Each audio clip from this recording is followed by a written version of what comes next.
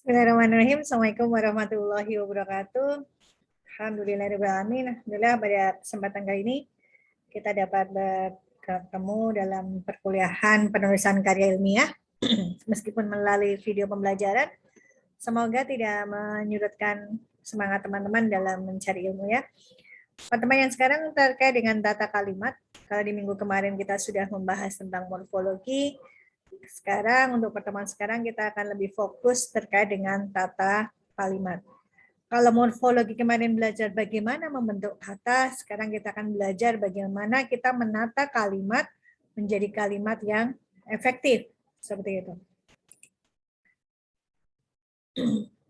Dari materi ini, tujuan instruksional khusus yang diharapkan adalah mahasiswa mampu menyusun kalimat dengan berbagai struktur yang baku, mampu menyusun gagasan dalam kalimat yang ringkas, jelas, logis, lugas, dan sistematis. Ya.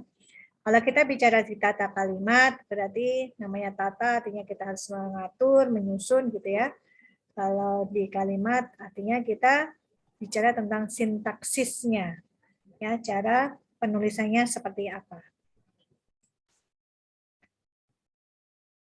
Kenapa bicara terkait dengan tata kalimat itu menjadi sesuatu yang penting, ya? Karena kalimat itu menjadi sesuatu bahan yang memang nantinya akan disampaikan oleh seorang komunikan gitu ya kepada komunikator, sehingga antara kedua pihak baik penyapa maupun yang disapa itu bisa memahami informasi apa yang sebenarnya disampaikan ya oleh narasumber, sehingga ketika kita memilih kata atau memilih diksi itu harus tepat ya. Pemilihan kata, pemilihan kalimat itu harus tepat agar informasi yang mau kita sampaikan kepada orang lain itu bisa difahami. Ya. Sehingga kalau dalam bahasa tulisan di karya ilmiah, mau tidak mau pemilihan katanya atau diksinya harus menggunakan kaidah bahasa ilmu yang pastinya baku, dan kita harus mencari kalimat-kalimat yang efektif ya. Seperti yang saya sampaikan, kalau kita menulis di karya ilmiah, tidak ada lagi namanya bahasa yang ibaratnya konotasi gitu ya, banyak-banyak pengandaian ataupun menggunakan bahasa-bahasa yang susah untuk dipahami oleh para pembaca. Ya. Makanya di sini kita harus benar-benar cermat dalam memilih kata atau memilih diksi kalimatnya, seperti itu.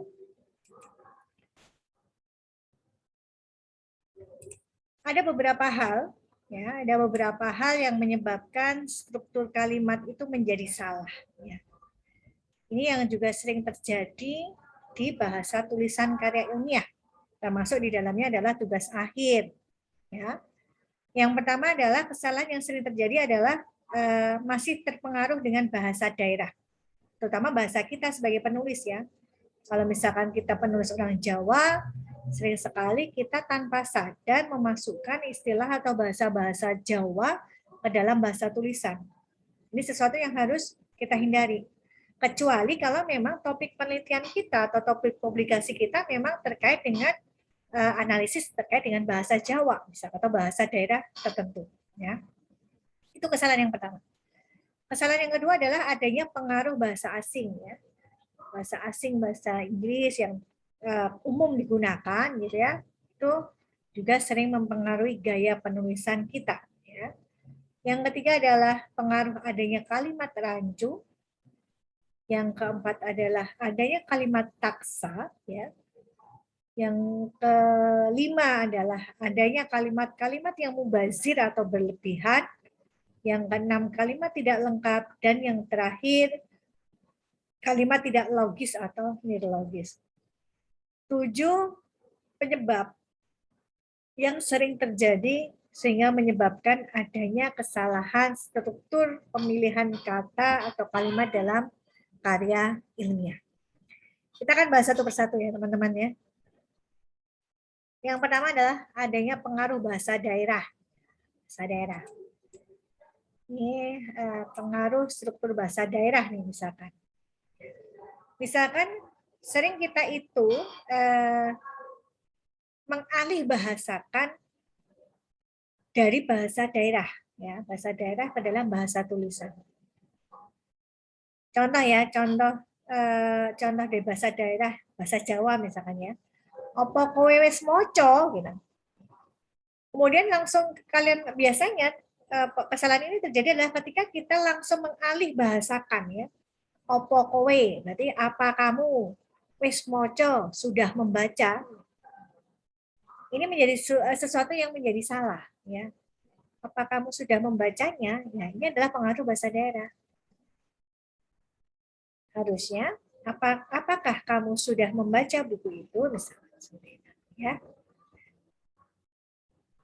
Atau kalau bahasa Sunda misalkan buku eta dipesen ke Abdi gitu ya.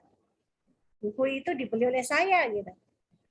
Ini menjadi sesuatu yang tidak baku lagi karena langsung mengadopsi bahasa daerah ke dalam bahasa Indonesia yang kemudian dituliskan di karya ilmiah. Ya, ini kesalahan karena pengaruh struktur bahasa. Contoh yang ketiga, atas perhatian saudara kami haturkan terima kasih. Ya. Ini sepertinya benar gitu ya. Itu kayaknya benar Bu, ketika kita misalkan pidato atau sambutan gitu kan, kita sering mendengar kata-kata itu. Atas perhatian saudara kami haturkan terima kasih gitu ya.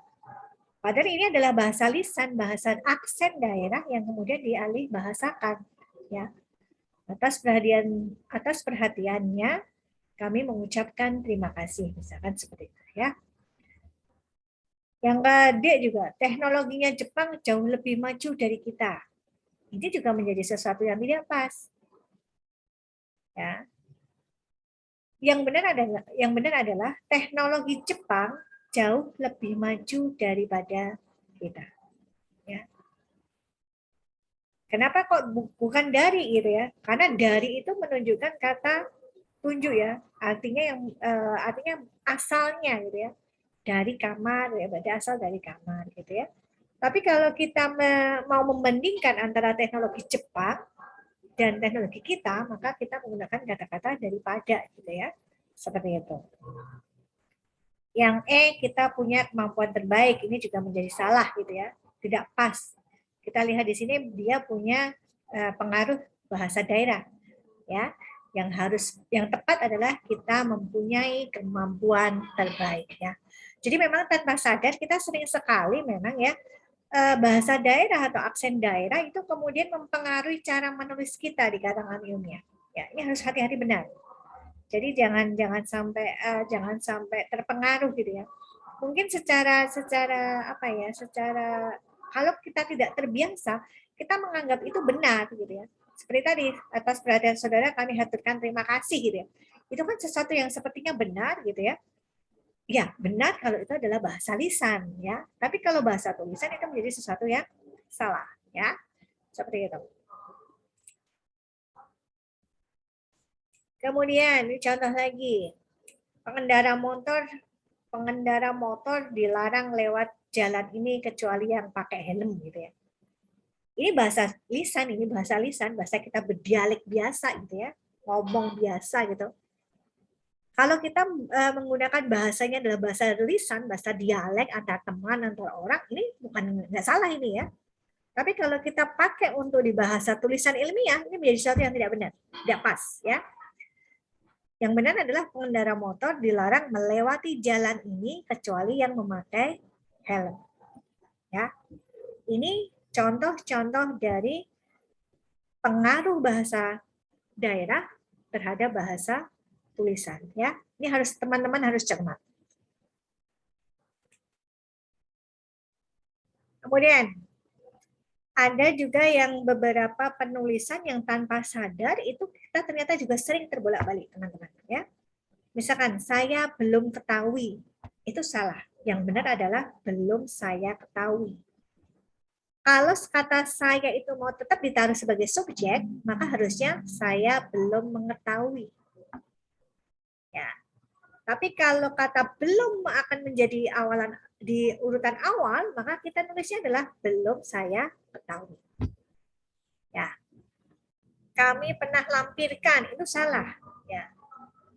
Tapi kalau mau dibenarkan menjadi kami pernah melampirkan, itu benar. Atau kalau misalkan kata pernah mau ditaruh di depan, maka penulisannya adalah pernah kami lampirkan. Ya, memang bahasa Indonesia ini sesuatu yang unik ya teman-teman ya. Jadi karena mungkin kita terbiasa ngobrol dengan bahasa Indonesia, sehingga tanpa sadar bahasa lisan kita itu masuk gitu ketika kita menulis di bahasa karangan ilmiah. Ya, seperti itu. Ya, ini contoh-contoh dari kesalahan-kesalahan penulisan yang umumnya terjadi ya, yang sering kita lakukan. Kemudian yang kedua adalah adanya pengaruh bahasa asing ya. Pengaruh bahasa asing ini mungkin kalau kita yang terbiasa bahasa lisannya adalah bahasa Indonesia tidak terlalu berpengaruh ya untuk yang di bahasa asing. Tapi kalau bagi teman-teman yang memang terbiasa menggunakan bahasa Inggris secara aktif gitu ya, ternyata memang ada terpengaruhnya gitu ya. Sama yang kita alami ketika tadi kita terpengaruh oleh bahasa daerah kita ya. Gitu ya. Sama bagi apa ya penulis aktif yang berbahasa Inggris, jangan sampai bahasa asing ini kemudian berpengaruh bahasa lisan secara bahasa Inggris itu jangan sampai mempengaruhi dari cara penulisan kita di karangan ilmiah ya. My name is Farah. Nama saya adalah Farah. Ya. Ini kan langsung ditranslate ya bahasa Inggris kemudian langsung ditranslate gitu ya. Ya. Harusnya kan nama saya Farah misalkan ya. Seperti itu. Ya.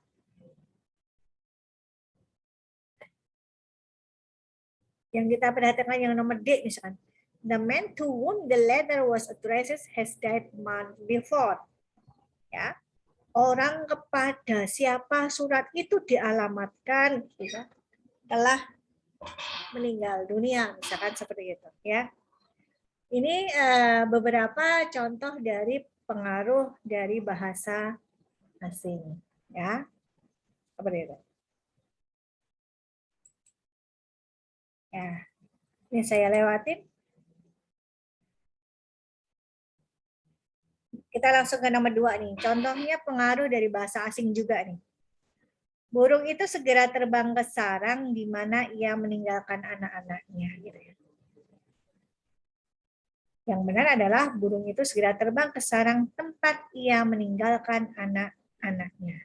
Ya, seperti itu. Jadi bahasa asing pun itu ternyata berpengaruh juga dengan cara kita menulis gitu ya di bahasa karangan ilmiah.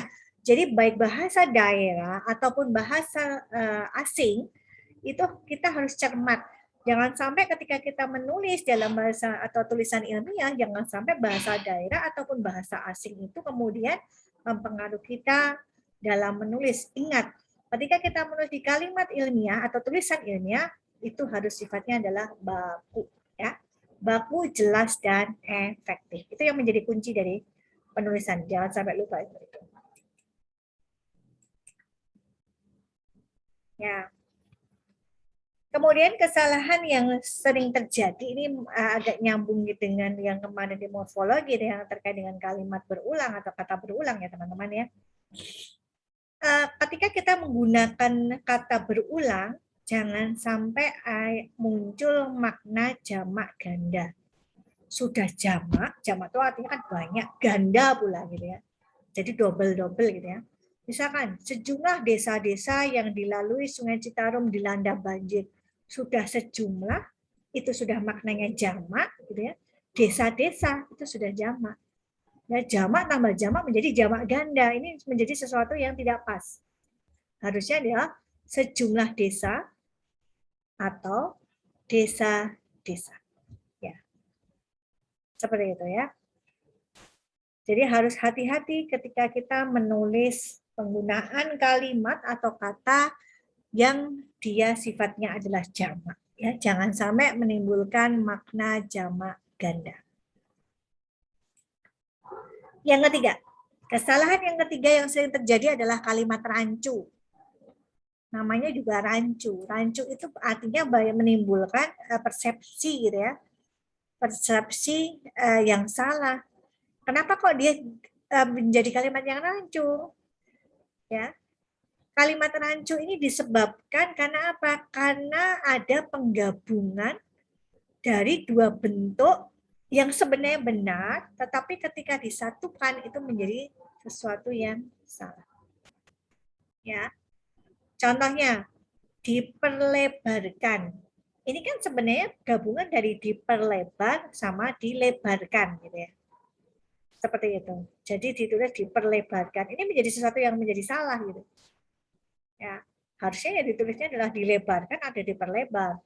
Ya, tidak digabungkan menjadi diperlebarkan. Itu menjadi kalimat rancu. Dan lain sebagainya gitu ya. Itu harus dia merupakan kalimat penggabungan dari dan lain-lain sama dan sebagainya. Dan lain-lain dan sebagainya itu dua kalimat, ya dua kalimat yang sama-sama benar. Tapi kalau kedua kalimat itu digabungkan, itu malah menjadi kalimat rancu, ya menjadi salah malah, gitu ya. Itu yang ketiga, kalimat rancu. Ya. Dalam seminar itu membicarakan. Nah, ini perhatikan dengan kalimat atau kata yang saya buat tulis miring. Dalam seminar itu membicarakan. Ya. Ini menjadi salah. Yang benar apa? Yang benar adalah seminar itu membicarakan. Ya. Atau pemakalah seminar itu membicarakan. Ya. Karena kata dalam itu kan menunjukkan keterangan waktu, keterangan tempat, gitu ya, dalam, gitu ya, keterangan tempat. Gak mungkin kan keterangan tempat itu kok melakukan suatu kegiatan yang sifatnya adalah verb, gitu ya. Keterangan tempat kok verb, itu juga tidak tepat. Yang melakukan verb itu siapa sih? Yang melakukan verb itu adalah subjek. Ya, subjeknya siapa? Subjeknya adalah seminar. Atau pemakalah seminar, itu subjek.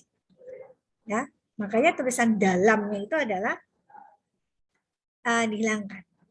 Tapi kalau misalkan diganti dalam seminar itu dibicarakan, itu benar. Ya, keterangan tempat kemudian di dalamnya adalah kalimat pasif. Ya, itu benar. Seperti itu. Ya. Ini ada beberapa contoh, nanti teman-teman bisa mempelajarinya ya. Kemudian ini mungkin ungkapan berpasangan teman-teman sudah sangat familiar ya, walaupun minat baca mahasiswa tinggi, tetapi itu ketika memang ungkapan berpasangannya ini sifatnya adalah kontrak. Walaupun tetapi. Ya. Karena maka seperti itu ya. Jika maka. Nah, seperti itu. Jadi ada kalimat-kalimat atau kata-kata penghubung yang bisa saja sifatnya adalah kontradiktif, bisa juga dia sifatnya adalah menambahi dengan kalimat dan gitu ya. Seperti itu ya. Itu ungkapan kalimat berpasangan. Yang keempat, kesalahan yang keempat yang sering terjadi adalah kalimat taksa. Kalimat taksa itu kalimat yang maknanya tidak tunggal. Kalimat yang maknanya itu double. Ya. Contoh ya, kita lihat 3 contoh. Lukisan Jamilah dipajang juga dalam pameran itu. Ini kalau kita rasakan, ini adalah kalimat taksa. Sebenarnya yang dipajang itu adalah lukisan milik Jamila, artinya penulisnya Jamila, atau memang lukisan yang judulnya adalah lukisan Jamila, kayak Mona Lisa, lukisan Mona Lisa gitu ya. Ini menjadi sesuatu yang makna ganda, ya. Maknanya ganda. Ini kalimat taksa. Yang kedua nih contohnya, garasi mobil yang mewah itu selalu terpelihara. Ini ada 2 makna teman-teman. Kenapa kok 2 makna? Makna pertama adalah garasi mobil yang mewah. Berarti yang mewah adalah garasinya. Ya. Garasi mobil yang mewah. Berarti yang mewah adalah garasinya. Atau garasi mobil yang mewah. Berarti yang mewah adalah mobilnya. Ini kalimat taksa. Ya, kalimat taksa. Jadi harus cermat gitu ya ketika kita mau menuliskan sebuah kalimat. Ya. Kemudian Bagaimana solusinya kalau kita misalkan menghadapi suatu kalimat yang sifatnya adalah kalimat taksa gitu ya. Maka yang bisa kita lakukan adalah kita memberikan tanda dash, tanda minus gitu ya. Di mana kalimat yang memang ditonjolkan. Contohnya, tahun ini SPP mahasiswa baru dinaikkan. Ada tanda minus di antara mahasiswa dan baru. Tahun ini SPP mahasiswa baru dinaikkan. Berarti yang dinaikkan adalah, yang menunjukkan baru adalah mahasiswa barunya.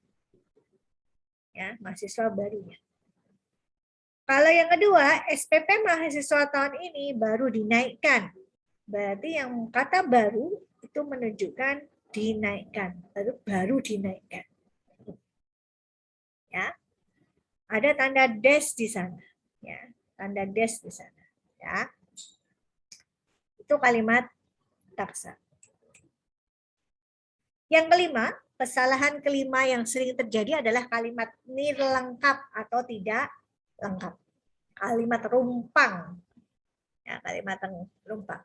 Dan ini sering sekali saya temukan di kalimat-kalimat dalam TA-nya mahasiswa. Ya. Sebuah kalimat dikatakan lengkap itu adalah ketika dia memiliki komponen subjek, komponen predikat, dan intonasinya selesai. Intonasi selesai itu kan artinya titik gitu ya. Kalimatnya itu selesai gitu, tidak menggantung seperti itu ya. Contohnya, jika tidak ada dukungan masyarakat tidak akan terwujud. Ini menjadi sesuatu yang aneh. Kenapa? Ya.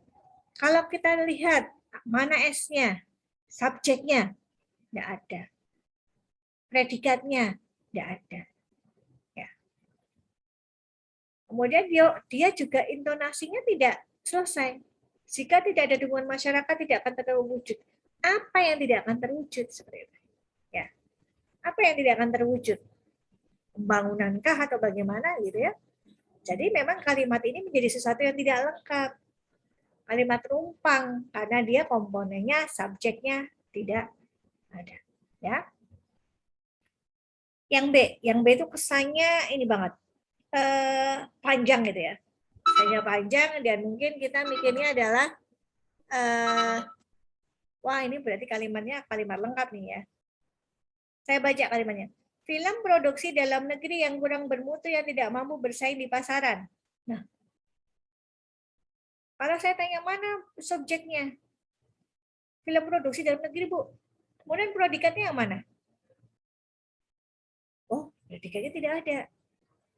Lalu kata-kata yang kurang bermutu yang tidak mampu bersaing di pasaran itu bukan predikat, bukan. Itu adalah kalimat penjelas subjek. Jadi, film produksi dalam negerinya itu subjek, kemudian kalimat yang di belakangnya yang kurang bermutu yang tidak mampu bersaing di pasaran itu dia baru kalimat penjelas dari subjeknya. Ya.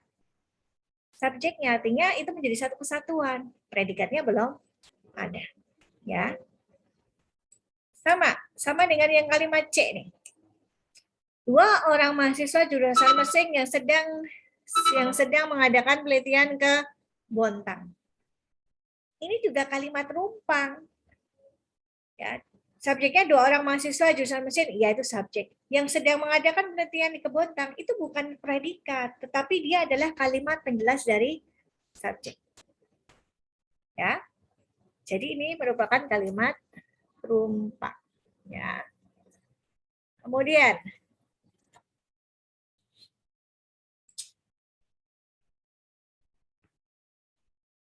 kalimat nirlengkap ya, kalimat nirlengkap tadi sudah ya. Kalimat nirlengkap, kalimat rumpang. Saya akan yang keenam adalah kalimat nirlogis, kalimat tidak logis. Artinya kalau kalimat tidak logis ya kalimat yang memang tidak bisa dinalar, tidak sesuai masuk ke logika kita gitu ya teman-teman ya. Ya, contohnya yang kencing harus disiram. Yang kencing harus disiram. Walaupun ini bukan bahasa tulisan ilmiah ya teman-teman ya, tetapi saya mau menampilkan contoh dari kalimat yang tidak logis gitu ya, tidak logis. Yang kencing harus disiram. berarti orangnya yang disiram.